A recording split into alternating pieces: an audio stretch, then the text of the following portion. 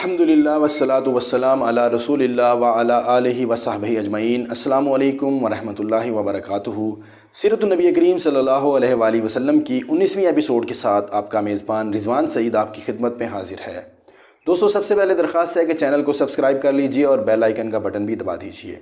سیرت النبی کریم صلی اللہ علیہ وآلہ وسلم سے محبت رکھنے والے دوستو، حضرت عمر رضی اللہ تعالیٰ عنہ کے قبول اسلام کا واقعہ 6 نبوی کا ہے۔ وہ حضرت حمزہ رضی اللہ تعالیٰ عنہ کے صرف 3 دن بعد مسلمان ہوئے تھے۔ قریش کے سربر آوردہ اشخاص میں ابو جہل اور حضرت عمر فاروق رضی اللہ تعالیٰ عنہ اسلام اور حضرت صلی اللہ علیہ وسلم کی دشمنی میں سب سے زیادہ سرگرم تھے۔ اس لیے حضرت صلی اللہ علیہ وآلہ وسلم نے خصوصیت کے ساتھ انہی دونوں کے لیے اسلام کی دعا فرمائی، جس کے الفاظ کچھ اس طرح سے تھے: اے اللہ، اسلام کو ابو جہل یا عمر بن خطاب رضی اللہ تعالیٰ عنہ سے معزز کر۔ یہ جامع ترمذی کی روایت ہے۔ اسی طرح طبرانی نے حضرت ابن مسعود رضی اللہ تعالیٰ عنہ سے اور حضرت انس رضی اللہ تعالیٰ عنہ سے روایت کیا ہے کہ نبی صلی اللہ علیہ وآلہ وسلم نے فرمایا: اے اللہ، عمر بن الخطاب رضی اللہ تعالیٰ عنہ اور ابو جہل بن ہشام میں سے جو شخص تیرے نزدیک زیادہ محبوب ہے، اس کے ذریعے سے اسلام کو قوت پہنچا۔ مگر یہ دولت تو قسام ازل نے حضرت عمر رضی اللہ تعالیٰ عنہ کی قسمت میں لکھ رکھی تھی، ابو جہل کے حصہ میں کیوں کر آتی؟ اس دعائے مستجاب کا اثر یہ ہوا کہ کچھ دنوں کے بعد اسلام کا یہ سب سے بڑا دشمن اس کا سب سے بڑا دوست اور سب سے بڑا جانثار بن گیا، یعنی حضرت عمر فاروق رضی اللہ تعالیٰ عنہ کا دامن دولت ایمان سے بھر گیا۔ ذالک فضل اللہ یؤتیہ من یشاء۔ عزیز دوستو، تاریخ و سیر کی کتابوں میں حضرت عمر رضی اللہ تعالیٰ عنہ کی تفسیرات اسلام میں اختلاف ہے۔ ایک مشہور واقعہ جس کو عام طور پر ارباب سیر لکھتے ہیں وہ یہ ہے کہ حضور اکرم صلی اللہ علیہ وآلہ وسلم کی بعثت کے وقت حضرت عمر رضی اللہ تعالیٰ عنہ کی عمر 27 سال تھی۔ حضرت عمر رضی اللہ تعالیٰ عنہ اپنی تند مزاجی اور سخت خوئی کے لیے مشہور تھے۔ مسلمانوں نے طویل عرصے تک ان کے ہاتھوں طرح طرح کی سختیاں جھیلی تھیں۔ حضرت عمر رضی اللہ تعالیٰ عنہ کی بہن فاطمہ رضی اللہ تعالیٰ عنہ کا نکاح حضرت سعید بن زید رضی اللہ تعالیٰ عنہ سے ہوا تھا، جو اسلام قبول کر چکے تھے۔ حضرت فاطمہ رضی اللہ تعالیٰ عنہ بھی اسلام قبول کر چکی تھیں، لیکن حضرت عمر فاروق رضی اللہ تعالیٰ عنہ ابھی تک اسلام سے بیگانہ تھے۔ عزیز دوستو، قبیلے کے جو لوگ مسلمان ہو چکے تھے، حضرت عمر فاروق رضی اللہ تعالیٰ عنہ ان کے دشمن ہو گئے۔ لبینہ رضی اللہ تعالیٰ عنہ ان کے خاندان کی کنیز تھیں، جس نے اسلام قبول کر لیا تھا۔ اس کو بے تحاشا مارتے مارتے تھک جاتے تو کہتے کہ دم لے لوں تو پھر ماروں گا۔ لبینہ رضی اللہ تعالیٰ عنہ کے علاوہ اور جس پر قابو چلتا اس کو خوب مارتے تھے، لیکن ایک شخص کو بھی وہ اسلام سے دل برداشتہ نہ کر سکے۔ آخر مجبور ہو کر نعوذ باللہ خود حضور صلی اللہ علیہ وآلہ وسلم کے قتل کا ارادہ کیا اور تلوار حمائل کر کے سیدھے حضور صلی اللہ علیہ وسلم کے مکان کی طرف چل نکلے۔ راستے میں بنی زہرہ کے نعیم بن عبداللہ انحام رضی اللہ تعالیٰ عنہ سے ملاقات ہوئی۔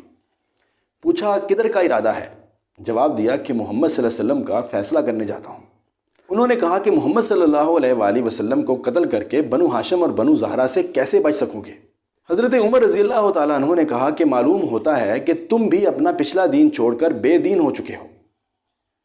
نعیم بن عبداللہ رضی اللہ تعالیٰ عنہ نے کہا کہ عمر، ایک عجیب بات نہ بتا دوں؟ تمہاری بہن اور بہنوئی بھی تمہارا دین چھوڑ کر بے دین ہو چکے ہیں، پہلے اپنے گھر کی خبر لو۔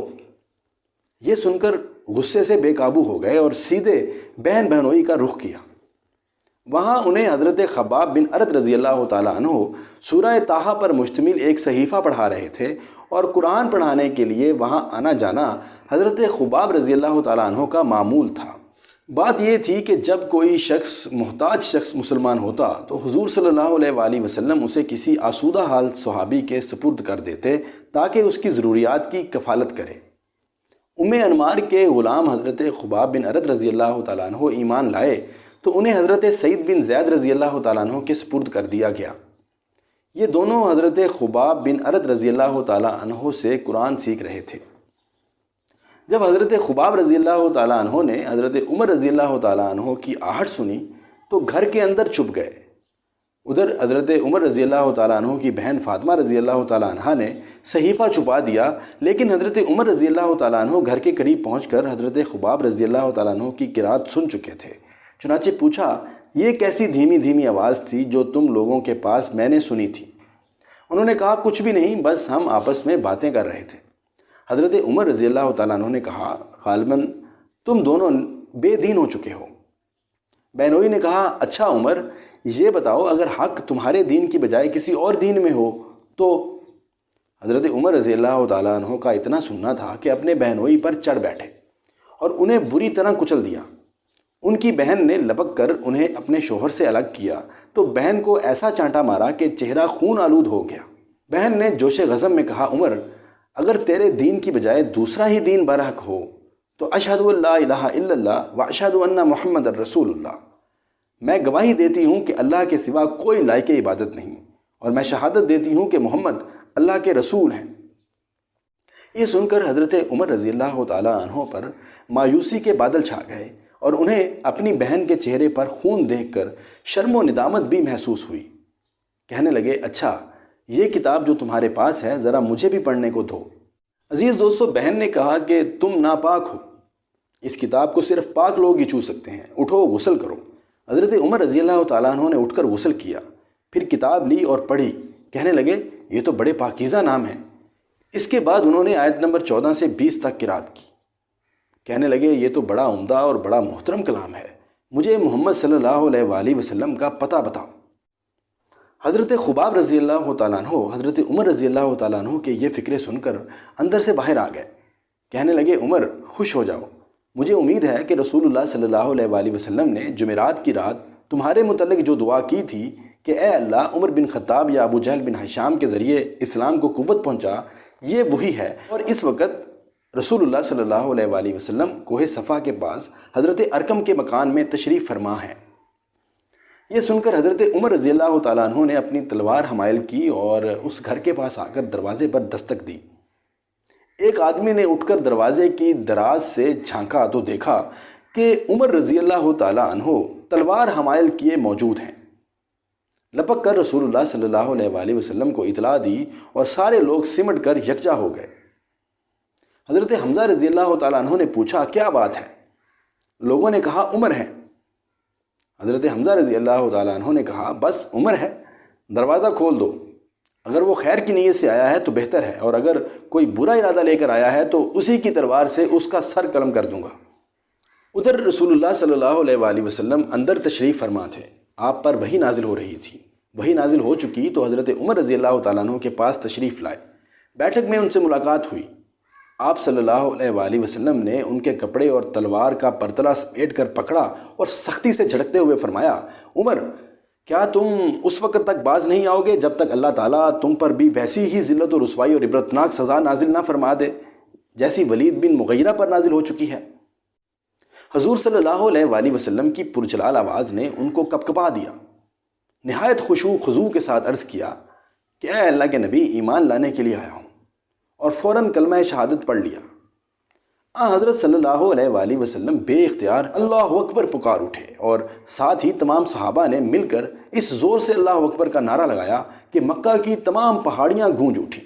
دوستو، یہی روایت تھوڑے سے تغیر کے ساتھ دارقطنی، ابو یعلا، حاکم اور بہقی میں حضرت انس رضی اللہ تعالیٰ عنہ سے مروی ہے۔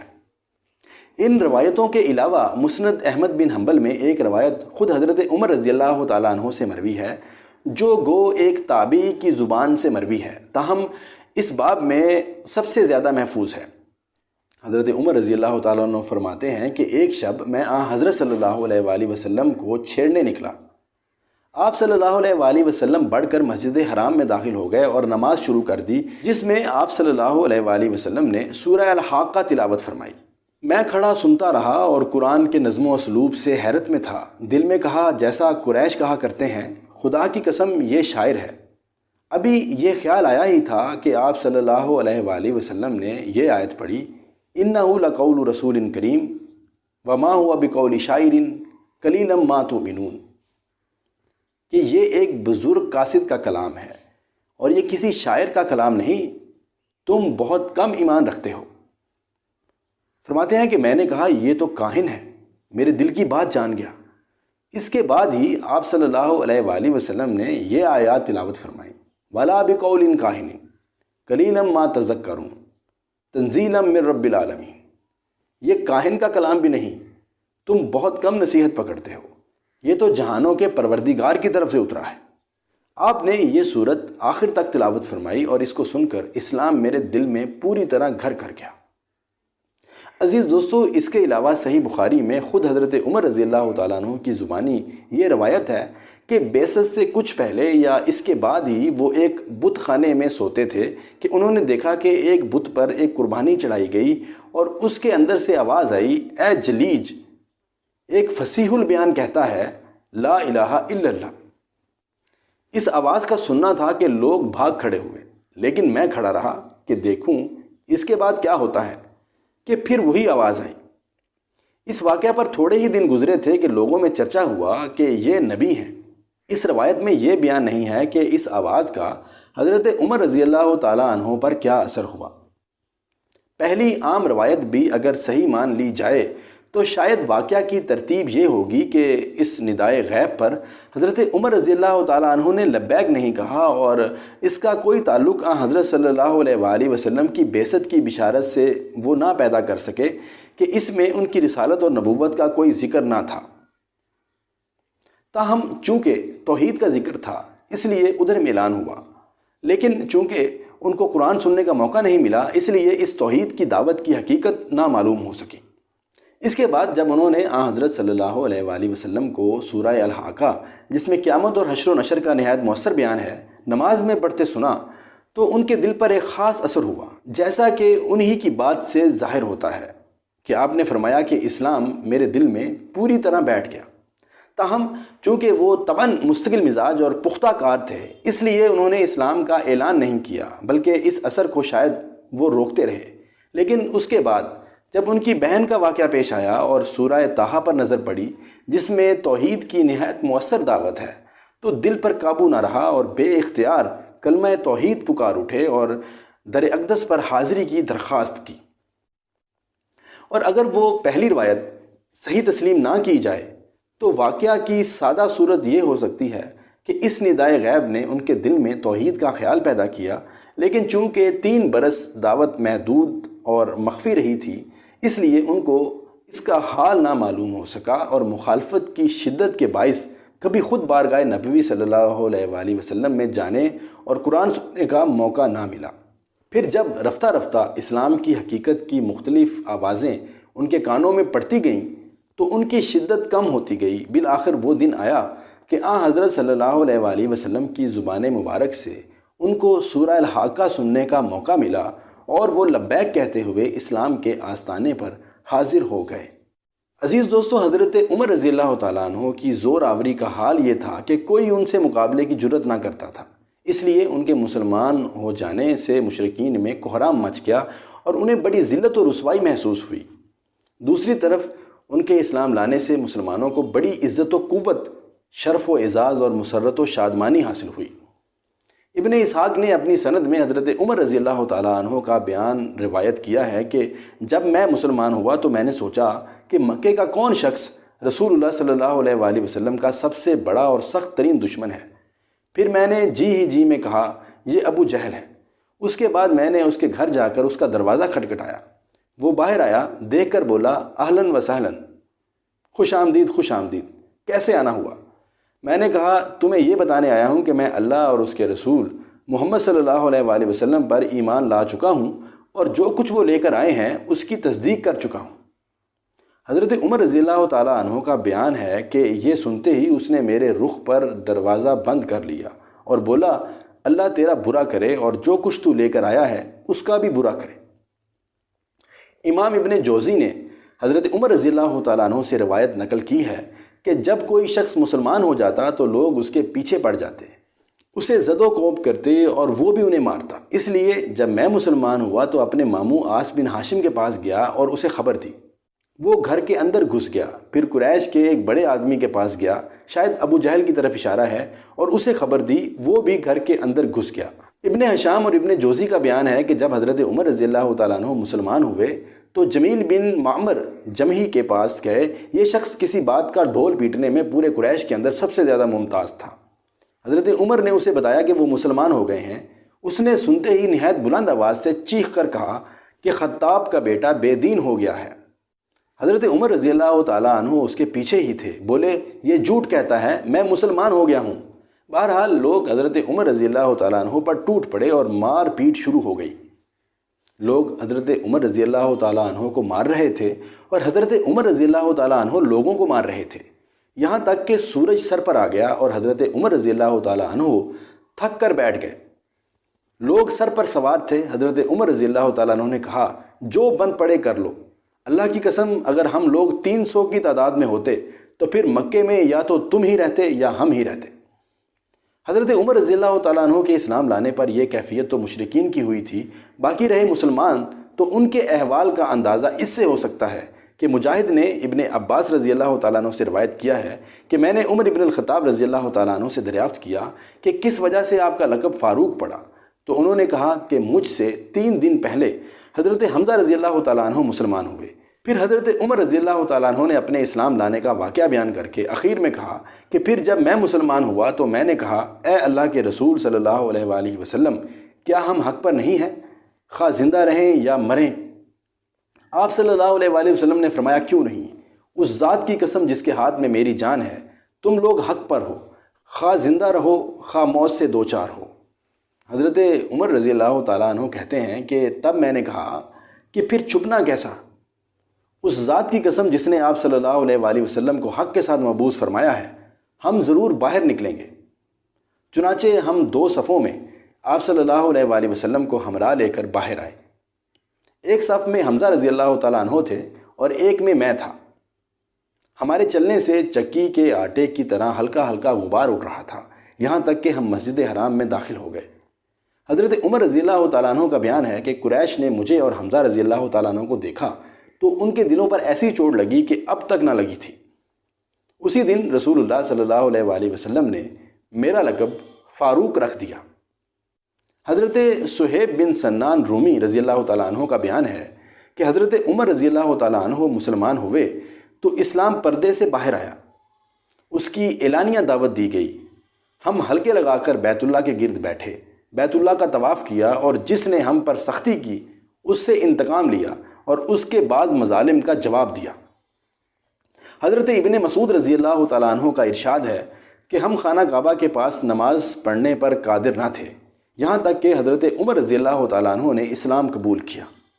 جب سے حضرت عمر رضی اللہ تعالیٰ عنہ نے اسلام قبول کیا تب سے ہم برابر طاقتور اور باعزت رہے۔ عزیز دوستو، سیرت النبی کریم صلی اللہ علیہ وآلہ وسلم کا مبارک سلسلہ ابھی جاری ہے۔ اس سلسلے میں 20ویں ایپیسوڈ جلد ہی اپلوڈ کر دی جائے گی۔ اپنا بہت سارا خیال رکھیے گا اور دعاؤں میں یاد رکھیے گا۔ اللہ نگہبان۔